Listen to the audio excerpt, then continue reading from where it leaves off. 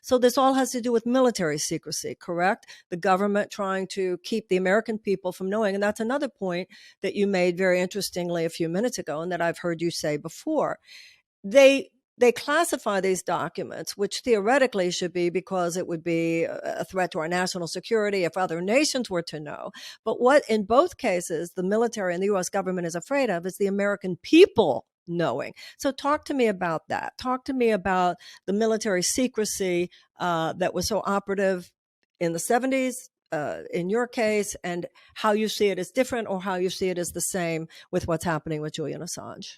Look, let me give you, go right to what Julian Assange did reveal, having been given, and what he's indicted for now, having had it given to him by Chelsea Manning, earlier at that time, Bradley Manning.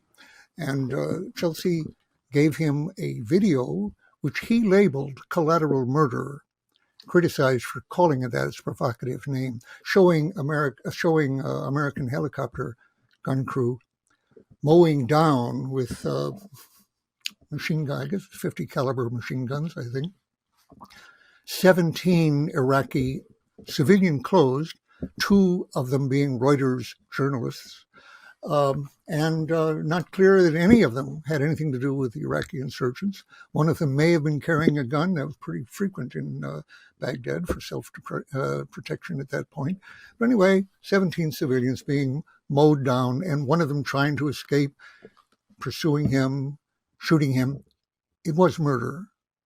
I say, as a former battalion operations officer, training officer, who was taught the laws of war briefly. We didn't spend a lot of time on them, but enough to know that deliberately killing civilians is murder, even in wartime. It's a war crime.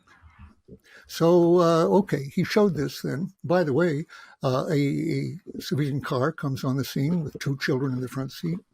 The driver trying to help the wounded men, still wounded, most of them dead, on the ground. And that being fired at then, with the children being injured, at least one of the children being injured.